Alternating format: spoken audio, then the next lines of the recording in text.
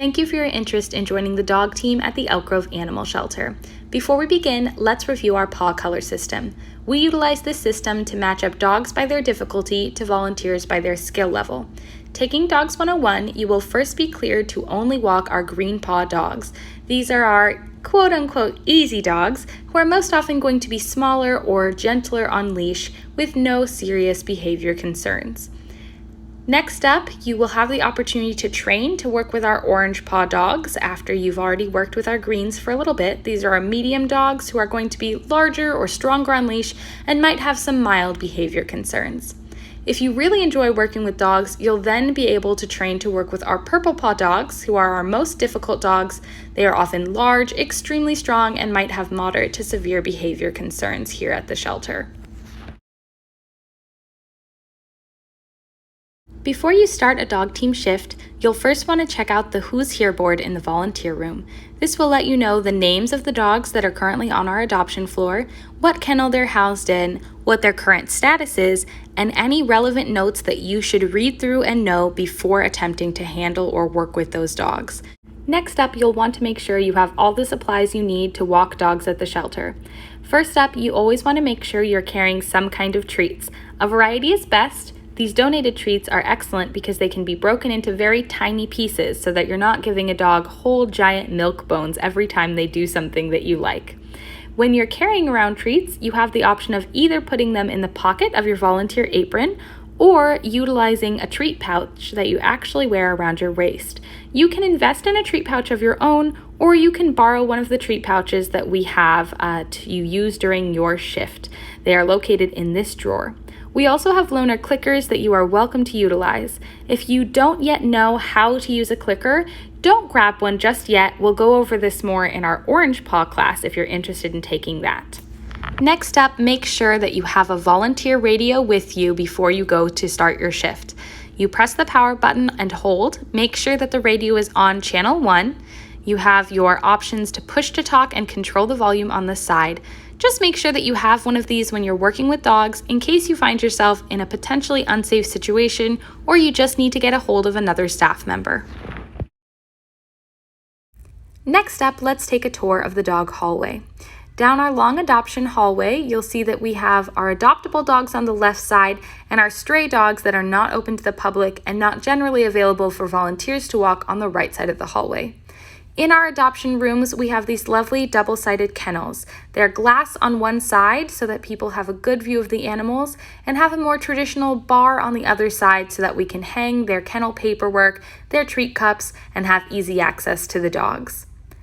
In between each of our adoption rooms, you'll see we have two different rooms. First up is a Get Acquainted room where volunteers can take dogs for indoor snuggles or visitors can meet with dogs. And we also have a work room with all the supplies that our volunteers need to walk and maintain the dog kennels. We have a selection of leashes, toys, treats, and even poop bags for you to stock up and utilize while you're working with the dogs at our shelter.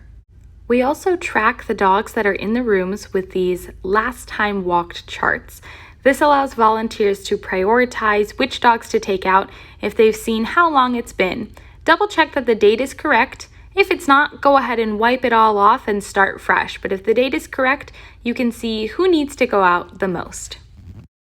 Now would be a great time to do a double check. You've got a leash, you've got a treat bag with treats, you've got poop bags, and a radio. You are ready to walk some dogs.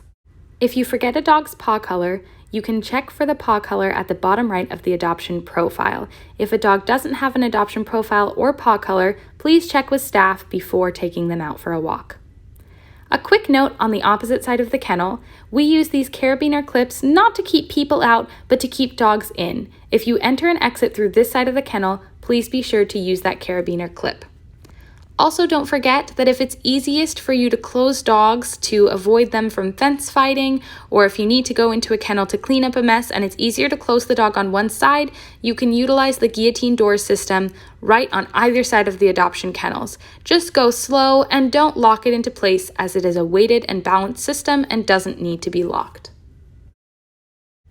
Next up, let's go over how to take a dog out of their kennel. When you approach this side of the kennel, prepare a small handful of treats, Place your foot in front of the kennel to keep the dog from pushing it open, and open the kennel up just enough to stick your hand through and toss some treats towards the back of the kennel. This will give you time and space to fully enter the kennel and make sure it's secured behind you. If a dog is jumping up at you, pause and wait and ignore them until they calm down. If after a few moments they're not calming down on their own, go ahead and see if the dog will sit and calm for you. Not all of our dogs know sit, but it never hurts to ask. When you're ready, stick your hand through the kennel to go ahead and open up that kennel door and keep the leash nice and tight as you walk through the kennel area. We do not want dogs sticking their noses up at other dogs and starting fence fights at the kennel door. Once you get outside or into the indoor hallway to walk your dog to a yard, you can go ahead and loosen up on the leash a little bit and give them a little more freedom. You have the option of taking the dogs out to one of our 3 turf yards. Just be sure that before you let them off leash, you double check that both doors are locked. Each of our turf yards has 2 separate entrances, and they both need to be locked because it's very easy for the dogs to push out and get loose if you don't verify that. Once you've let a dog off leash, just take the visit for whatever they need it to be. They might just want to sniff around and explore, they might want to play, they might want to snuggle. Most of the time they have to potty. You can also use an indoor get acquainted room if it's very hot or you and the dog just want some indoor snuggle time. And finally, you have the option of using our large grass yard for on-leash interactions and walks. Dogs are only allowed off-leash in this yard if we are not open to the public, the garage doors are fully closed, and we've communicated on the radio that we intend to take a dog out. We need to verify that there isn't already a dog out there and that nobody will bring a dog out there while we have our dog out. We don't want to set these guys up for potential dog fights. No matter where you spent time with a dog, when it's time to go back, you can either utilize the same outdoor pathway we saw earlier, or you can utilize the indoor hallway to walk a dog back to their kennel.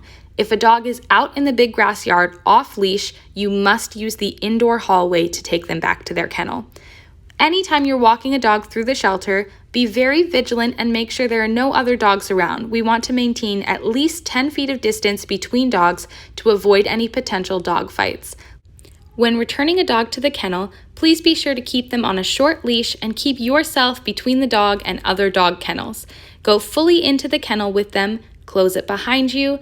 You can't see it, but I'm unleashing the dog, tossing treats to the back once again to give myself the opportunity to exit the kennel and close it and make sure that it's fully secure. That's just a brief look at what it takes to be on the dog team at the Elk Grove Animal Shelter.